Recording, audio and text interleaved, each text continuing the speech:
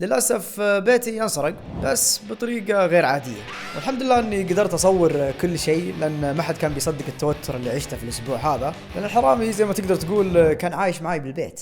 وعشان اقول لكم القصة كاملة لازم نرجع للبداية شوي، لان زي اي يوم عادي كنت اشتغل الصباح ورجعت البيت متأخر وكل شيء كان وقتها طبيعي وتمام الين دخلت البيت. واول شيء لاحظته ان الباب مفتوح كامل، واللي اعرفه اني دايم اقفل الابواب وما اخليها زي كذا. فمن هنا بدت الافكار وقعدت واقف برا اقول يا ولد وش السالفة، مؤامرات وافكار، هل البيت قاعد ينسرق؟ وانا جيت في وقت مرة غلط، الحرامية كلهم داخل.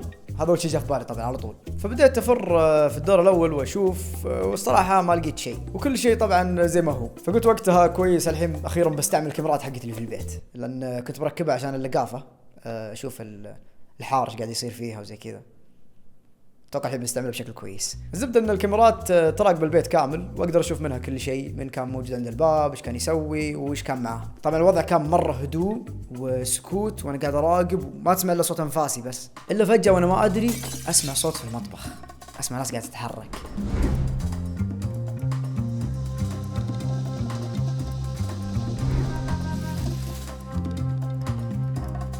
فبدأت امشي بشويش في البيت افتش وقاعد اشوف ايش قاعد يصير، وحرفيا ما لقيت ولا شيء. فقلت غريبه، فين قاعد تطلع الاصوات ذي؟ طبعا مر الليل كله وانا تاكل بالصاله قاعد اتابع مسلسل ونسيت اصلا الموضوع كامل، الين حسيت ان في احد ستيل قاعد يراقبني، في شيء غريب في البيت. من بعض الاحيان اسمع اصوات خفيفه مره، اسمع صوت اكياس تتحرك وانا ما ادري وانا تاكل في الصاله، لين قلت احتاج اقوم اشوف ايش قاعد يصير في البيت.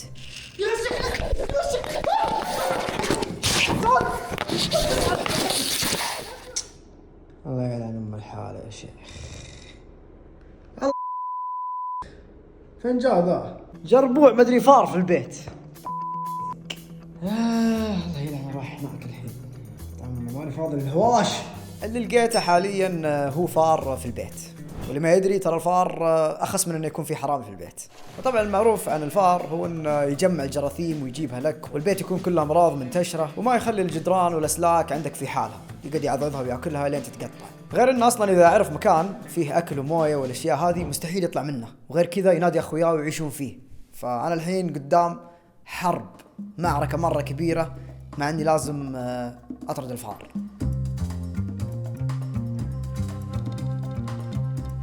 المهم وانا لاحق في الفار ذا بالغلط دخل غرفه من الغرف وحشرته فيها هناك من المكان المدخل حقه، قفلت كل شيء بحيث انه يزبن داخل ولا يقدر يطلع. بس المفاجاه كانت اني سمعت نفس الصوت مره ثانيه في المطبخ، مع اني توني مصرفه وقعدت الاحق لين دخل الغرفه ذيك وقفلت عليه. ففي صوت ثاني في المطبخ، وهنا كانت الصدمه اني لقيت واحد ثاني. يا ليل، مش الساعه 2:30 يا اخي تكفى. بس انا خليني اشوتكم البيت، خليني انام. اطلع حشر الصبانات حاشرة هنا. والفيران طبعا من الحيوانات اللي جايز انك تقتلها، لان مشاكلها تكون مرة كثيرة على البيت، غير انها اصلا تتكاثر بسرعة. اطلع من البيت يعني شكلك ما تدفع جار.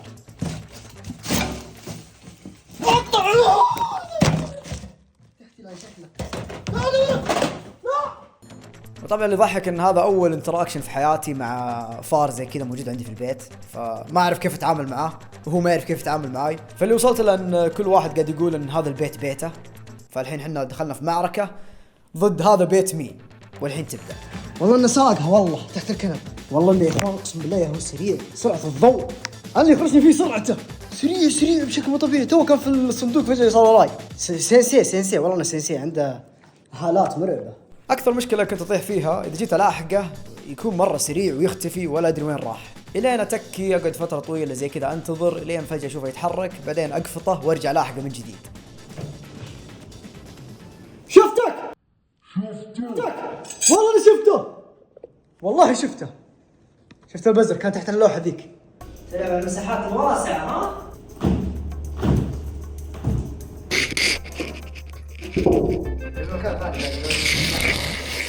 وينه يا اخي؟ وينه؟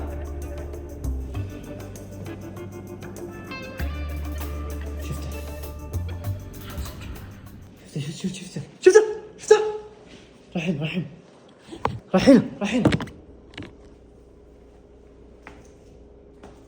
ايوه هذا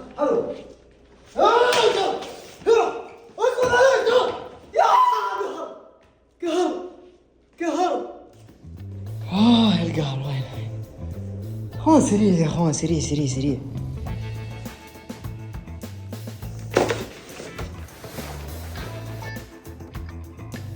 الفيران بشكل عام مرة ذكياء، وحتى لو انت ما تتحرك يعرفون انك موجود في البيت، وهذا الشيء اللي نرفزني الصراحة، لاني يقعد كذا قاعد ما تسوي ولا شيء، ابى انتظره يمشي. انا متعود على الحشرات الثانية اقعد قاعد زي كذا ما اسوي ولا حاجة، هم يمشون زي السبايك وادعسهم. الا ذا فجأة زي كذا وانا تاكي يجي يطالع فيني زي كذا، يشوفني يرجع على طول يهرب. فصراحة هنا عرفت اني اتعامل مع واحد ماستر مايند، يعني لعيب. المكان الوحيد اللي دائما هو يجلس تحته هذا وما يتحرك، عشان كذا يفكرني خلاص بخليه، بس اسود بمسكك الحين بشيل كل شيء. المهم بعد 3 ساعات بديت صراحة اتعب، وقلت افضل حل اني اسويه الحين، على الاقل اني اريح شويتين، واحاول بكره الصباح اجيب فزعة عشان نطردهم برا البيت.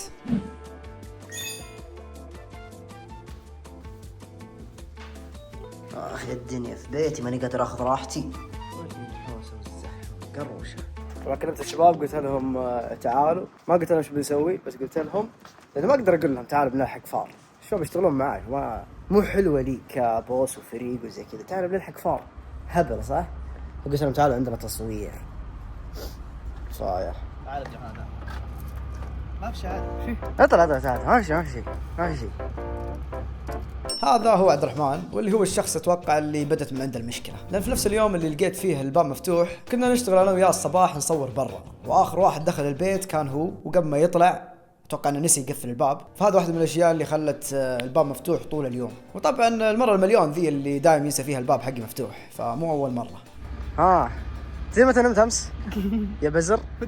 الساعه 6 من الليل لين الصبح انا قاعد الاحق فيه. تضحك يا ورع احمد، مدير لمده شهر. القمي حطل.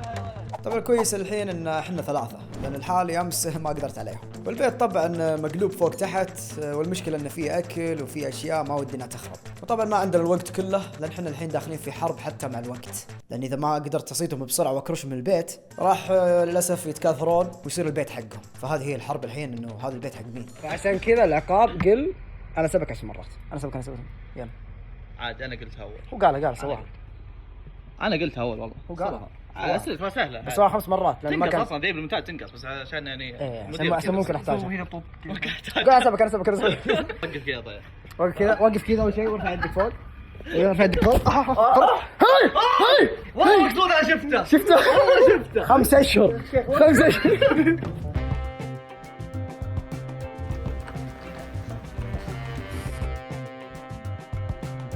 لا يطلع احنا نبي نطلع صح. لا صح. السمكة بيطلع، ما نبي يطلع زي كذا، نبي نهينه اول شيء.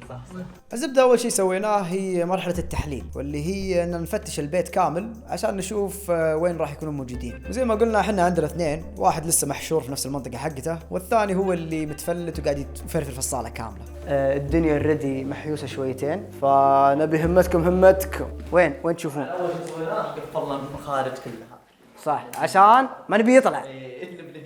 نبي هنا اول شيء نهينه، بعدين نشوف كيف نسوي فيه. فبدينا نبحث ونشوف بين الاكياس عشان نتاكد انه موجود باقي. الزبده بعد فتره من التفتيش كامل اخيرا لقينا اول دليل.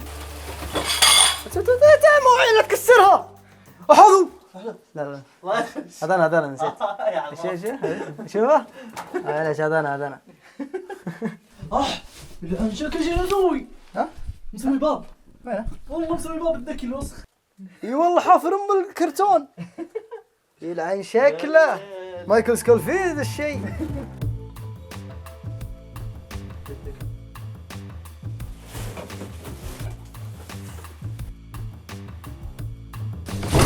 يكون عضل. والله سواها. وين بروتين وخليه هناك. اسمع فصفص. تفصفص حبيبي، يعني شكلك بيدعسنا الحين دعس. اصبر. حقت باكستانية. يلا يلعن موجود. خليه يطلع. بيجيك مذا.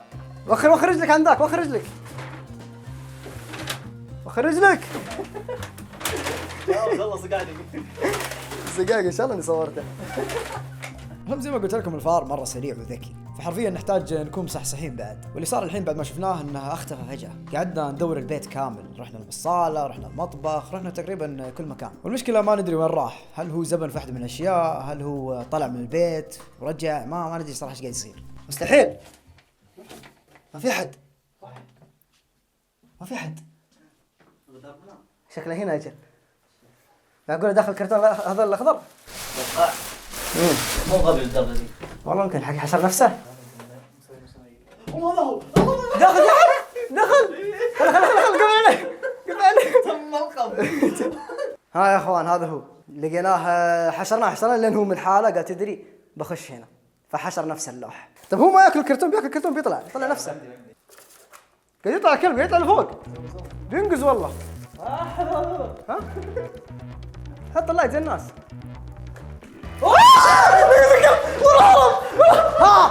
نمسكه ايش قلنا حركه رجال وين جات حق الجزم. اوكي لا يجي هنا اصفر. طلع برا الباب. وين طلع برا الباب. مستحيل. والله كيف يطلع يدخل؟ قسم بالله طلع برا الباب. الحين طبعا وقتها ما ادري الفار كيف طلع وكيف قاعد يدخل البيت وكم واحد اصلا احنا قاعدين نواجه، لان اذا سهل تطلع وتدخل زي كذا اكيد انه في ناس كثيرين، يعني في فيران مره كثير. فعلى طول طلعت الحوش، قعدت ادور عليه، احاول اشوف دليل كيف يدخل من تحت الباب، كيف يطلع، لان من يوم سكنت تقريبا ما قد شفت فار اصلا، بس المره هذه فجاه كذا لقيته في البيت. طيب ليفل 2 الان، في واحد ثاني نعرف انه هنا موجود. وين ما ادري.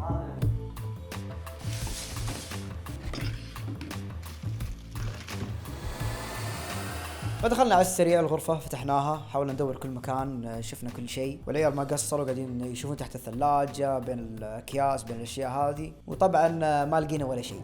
فهنا طبعا البيت صار فاضي وما في ولا فار.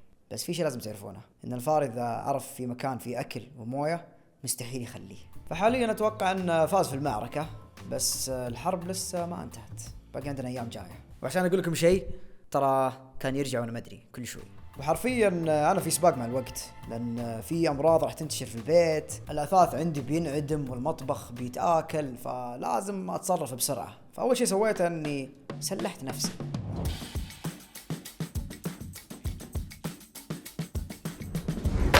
وصلنا اول منتج، عباره عن غرة تحطه في الارض على اساس ان الفار يجي يدعس عليه ويلزق، المفروض زي كذا طبعا هو المكتوب عليه. اوف والله يا بيمسك الفيران مسك مو طبيعي. بعدها عندنا اشهر مصيده معروفه من توم جيري اصلا، تحط فيها اكل ويجي عليها الفار ياكل وتمسكه مع ذيله، مشهوره مره كثير ذي، وشفتها في النت مره كثير انها من جد تشتغل، ففكرتها بس افلام كرتون زي كذا، لكن لا، طلع شكلها جامد والله. اوكي كيف تتركب يا اخي؟ والله ما ادري، ما اتذكر شكله زي كذا، المفروض هذا يكون نازل تحت. اوف اوكي كذا صح كذا. جنون والله، دي تعور، دي جت على الاظفر. بس كيف بيجي هو؟ طيب بياخذها بيمشي بيهرب. يمكن يدعسها. جنون والله يا اخوان جنون. بس هذه ما صادتني، كويس ما صادتني. المسألة الثالثة هي عبارة عن بيت صغير، يجي الفار داخله ياخذ الجبنة ولا ياخذ اي شيء وينحشر داخل. بشويش يخش يشوف في اكل داخل، عرفتوا؟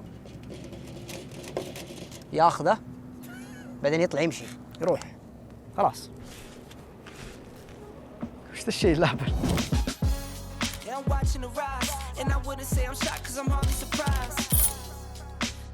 طيب يا اخوان رجعنا البيت زي ما تشوفون، انا في الممر جاي بخش البيت بعد شوي، فالحين ان شاء الله اكون يعني سبقته بخطوه. المسجد الاولى ما صدت شيء، عم القهر صار زي ما هي من الهوشه الاخيره، فخلينا نشوف. اوكي ما في شيء. الحين في نظريتين، يا انه رجع وذكي يعرف ان هذه مصيده وزابل، او الخيار الثاني انه لسه ما رجع يبغى الامور تهدى بعدين يرجع مره ثانيه، لاني قريت الفار ذكي بشكل مو طبيعي، فيرجع ما يروح زي كذا، يرجع لان هنا يعرف انه في اكل في المطبخ. حاليا الوضع في البيت مره هادي، واتوقع هذه اول ليله تمر وانا مرتاح، ما قاعد اسمع اصوات، ما قاعد اسمع ولا شيء. فطلبت لي اكل وكنت تاكي اطقطق على الجوال، الين فجاه وانا اتابع في التلفزيون قاعد اسمع صوت تحت الكرسي، اسمع صوت تحركات، اسمع صوت واحد قاعد ياكل، فقلت مستحيل مستحيل الشيء ذا رجع مرة ثانية. والمشكلة اني كنت متأكد ان الأسلحة حطيتها في كل مكان، ومستحيل اصلا انه يدخل بدون ما يلصق في الاشياء ذي، او يلقم على الاقل فخ واحد. يا اخوان ما مداني كنتاكي هنا ولا كنتاكي في الصالة. صوت البطاطس هذاك اللي هناك في احد قاعد ياكله. غريبة، معقولة كان ذكي ورجع هناك بس مر من هنا من جنب هذا؟ بيكون جنون والله، بيكون لعيب ذا. قاعد اواجه البوس انا بنفسه. المهم قلبت البيت فوق تحت، قاعد احاول ادور، احاول اشوف هو وين اصلا، ومشكلتي اني بس قاعد اسمع اصواته واسمع صوت الاكل وما ادري وينه هو، ما اقدر اشوفه، لان طبعا هو يحس فيني اذا انا تحركت ولا شيء، يروح يزبن بسرعته ويروح اماكن انا ما اقدر اشوفها، لان زي ما قلت لكم قبل الفيران مره ذكيه.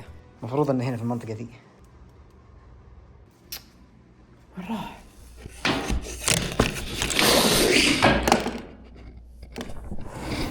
الزبدة اني غيرت اماكن الافخاخ وزبطت امورها، حطيت كل شيء في مكان ثاني بحيث اني احاول اصيد تفكيره، فهمتوا؟ طبعا حاليا فاز باليوم الاول وفاز باليوم الثاني، فانا هنا بديت اخسر اشياء مره كثير. فنروح الحين لليوم الثالث اللي الحرب فيه صارت مره اقوى.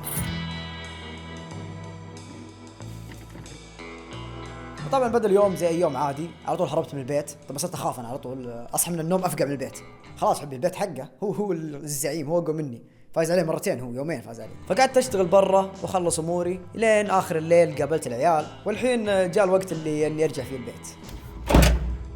بسم الله. تتوقع صدنا شيء المناسي اليوم ولا لا؟ ان شاء الله صدنا، نبغى ننام وفي جنبك حوالينك فيران ها؟ يجي يرددون. طبعا انا حاط مصيدة اوريدي حق الجو الحين. شوف كيف، طبعا هذا حرب امس. وانتم تلحقوا هذا مطبخ. اوف المطبخ كيف؟ الله. جمود جمودي. مسكته! ايش فيك؟ ايش فيك؟ والله مسكته! مسكته! جنون! هذا مو صغير وقع في الفخ. بس هذا كل راسك مسكين. مسكين صار له يومين ياكل شكله طور وهو هنا ممسوك. والله النتفه طلع فكرت كبير. طلع لعيب. في واحد ثاني يتحرك صح؟ تحرك. اي والله صاحي. صاحي والله يا اخوان صاحي. صدقني لا خليك عندي فار التجارب. شوف كيف عيونه. طبعا واضح انه حاول يطلع مو قادر. كم صار له مصفوق هنا تتوقع؟ متى اخر مره شيكت؟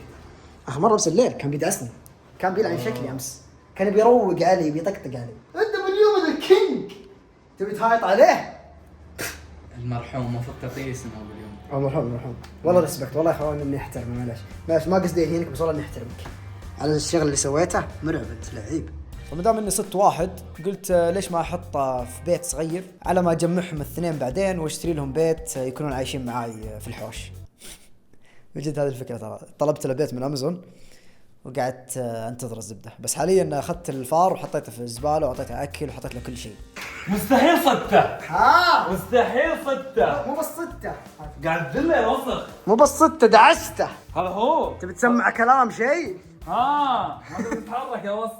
تتحرك. يقول لا ينفك بالموت انصاد. لا تفكه طيب. خله بالهذا بالكرتون. بيموت.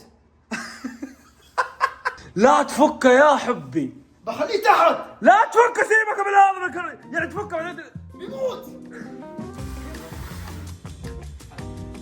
أبو مناف كيف أدخل أول ما أرمي تحت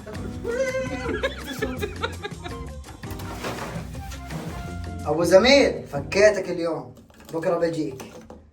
خليه هنا أوكي، لاصق هو في هذا. حط لك حط لك كل شيء.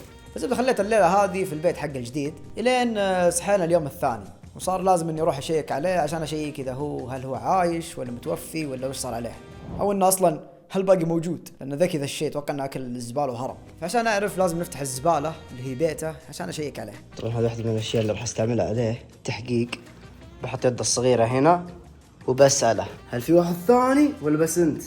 ولا وين خويك؟ على طول بفاجأ وين خويك؟ هكو قاعد ترى واقف. شوف ايه شو والله احس ان رجايله لازقه في اليدين. رجل لازقة في الأرض؟ إيه. لا مستحيل. شوف ثابت تتحنط. تحرك؟ اي والله تحرك. والله بينط ترى. والله صحه ممتازه. والله صحة ممتازة، قايم عايش. المهم اللي سويته بعدها اني كرشته برا البيت هو الزباله، لان نسيت انه يجمع جراثيم ويجمع امراض تنتشر في البيت كامل، فمره مو شيء كويس انه يكون معي في البيت. وفي نفس الوقت كل شويه اشيك المصايد الثانيه، ابغى اتاكد ان هل صدنا الثاني ولا لا. وللاسف الزعيم الثاني للحين ما رجع، او انه رجع وانا ما ادري، او انه برضو باقي موجود في البيت. طيب حياكم الله في اليوم الثالث اللي بنتاكد فيه هل الفار عايش ولا قاعد يمثل للحين انه متوفي. فانا ما ودي يغدر فيني مرتين لانه ذكي، عرفتوا؟ فاعطيه 3 ايام هنا. اوكي ما قاعد اشوف شيء الصراحه، شكله متوفي. مبدئيا الرجال خلاص تاكدنا انه توفى، مرحوم، فبنعطيه دفنه سريعه في البرحه وراي ورا البيت.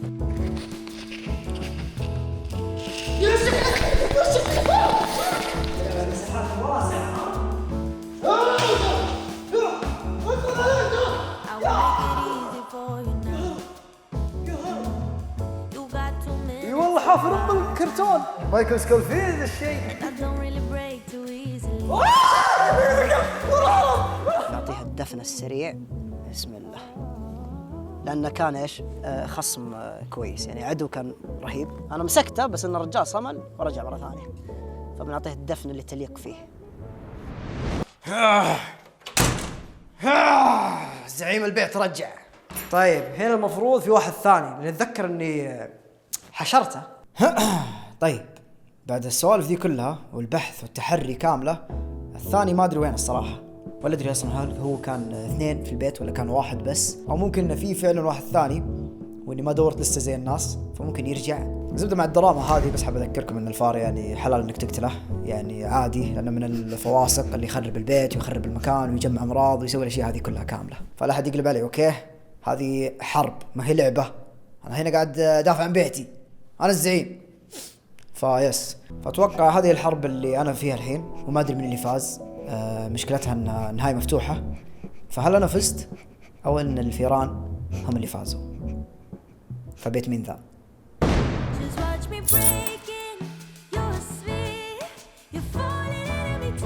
او احط مويه فيها شيء تفله، ايش رايك؟ يسوي حفره سلاح طلع برا ترى. السلاح الرابع ذا يمكن سلاح ما يصيد بس اهانه. مويه فيها تفله، اتوقع انها كويسه. تقهر